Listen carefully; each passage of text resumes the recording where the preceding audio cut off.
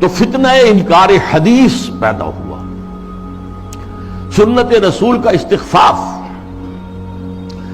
یہ چونکہ مغرب سے درآمد شدہ فلسفہ اور نظریات اور مغرب سے درآمد شدہ سائنس کے زیر اثر تھا، لہذا یہ فتنہ پورے عالم اسلام میں ہوا، اگرچہ اس کے مرکز دو بنے ہیں، ایک ہندوستان اور دوسرے مصر۔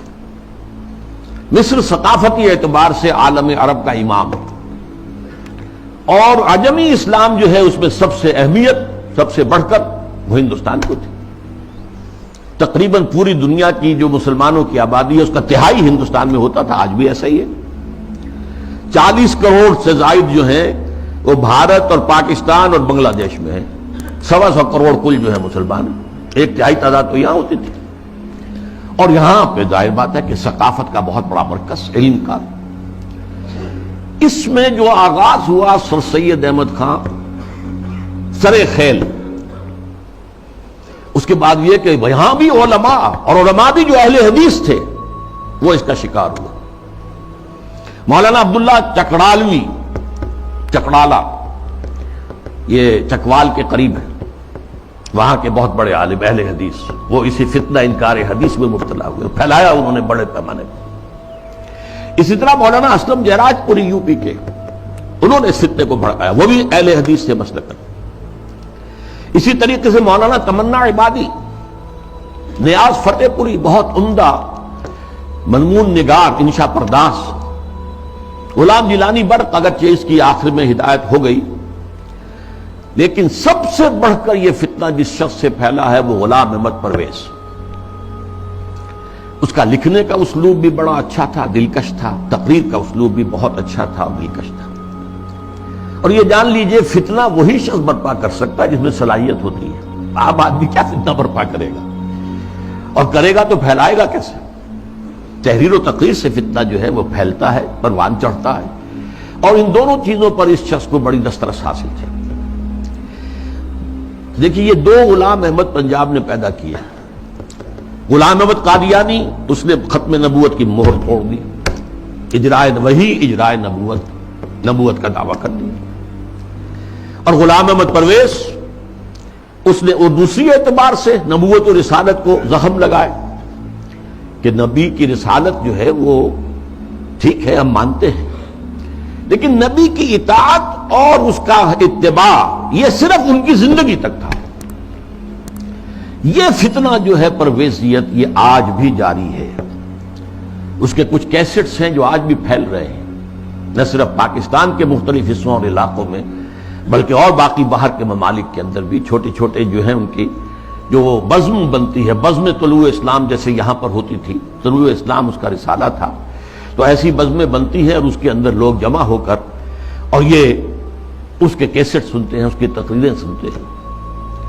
یہ فتنہ کیا تھا، اس کو میں یہ چاہتا ہوں کہ give the devil his due، شیطان کو بھی جو اس کا حق ہے وہ دینا چاہیے۔ اس نے کبھی انکار نہیں کیا مطلقاً حدیث کا، بلکہ اس کا موقف اصل میں کیا وہ سمجھ لیجئے۔ نمبر 1، دائمی ہدایت اور دائمی قانون صرف قرآن کا ہے۔ سنت رسول کے حکم پر چلنا، قرآن میں جہاں بھی آیا آتی ہے الرسول، اس سے مراد کیا ہے؟ اس وقت رسول امیر بھی تھے مسلمانوں کے، تو یہ اطاعت امیر کا ہے۔ وہ سربراہ مملکت بھی بن گئے مدینے میں، تو اطاعت جو ہے وہ حکمران کی ہے۔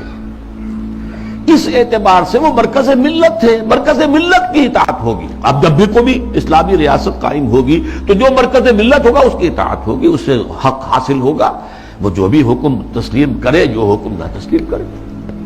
اس طرح گویا کہ رسالت محمدی اور نبوت محمدی اور شریعت محمدی اور سنت محمدی، اس کی اس نے گویا کہ عملاً نفی کر دی۔ انہوں نے کہا کہ ہم حدیثیں صرف وہی مانیں گے جو قرآن کے مطابق ہو۔ اچھا کوئی شے قرآن کے مطابق ہے یا نہیں ہے کون طے کرے گا؟ ہم کریں گے۔ قرآن کی تشریح اور تعبیر اور تفسیر اگر سنت سے آزاد ہو کر کی جائے تو ظاہر بات ہے قرآن کو موم کی ناک بنایا جا سکتا ہے، ادھر موڑ دے ادھر موڑ دے، جو چاہے تعبیر کر لے۔ اس کی ایک میں مثال آپ کو دیتا ہوں، اگرچہ وہ بڑی استہزائیہ سے مثال ہے۔ قرآن مجید میں حکم آیا سورہ مائدہ میں، وَالسَّارِقُ وَالسَّارِقَةُ فَاقْطَعُوا أَيْدِيَهُمَا، چور مرد ہو یا عورت ان کے ہاتھ کاٹ دو۔ اب اس کی کیا تعبیر کی؟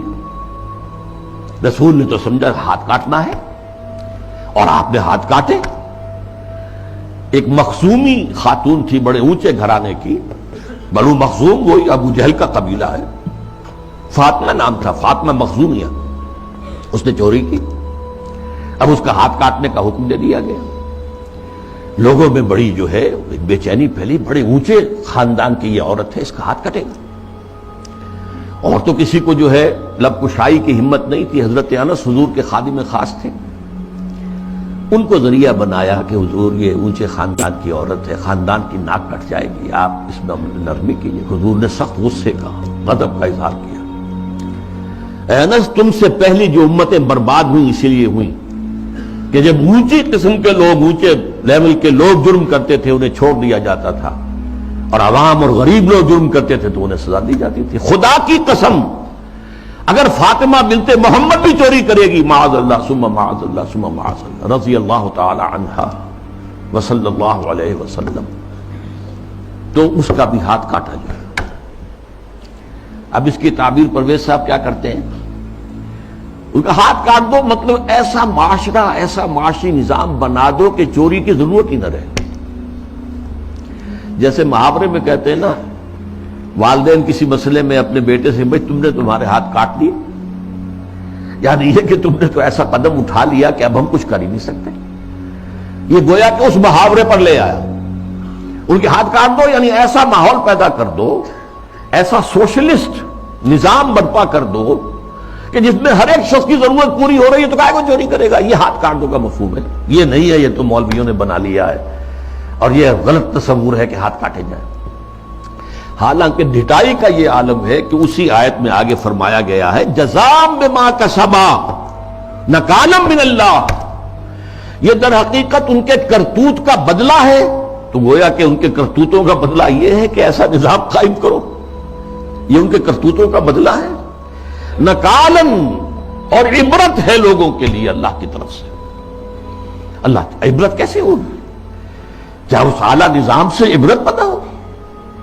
قرآن مجید اپنی حفاظت کرتا ہے، لا یاتیہ الباطل من بین یدیہ ولا من خلفہ، قرآن مجید کے اوپر کوئی باطل حملہ آور نہیں ہو سکتا، نہ سامنے سے نہ پیچھے سے۔ بہرحال یہ اس کا موقف تھا، اور یہ موقف آج بہت بڑے پیمانے پر ہمارے جو جدید تعلیم یافتہ لوگ ہیں ان میں موجود ہے۔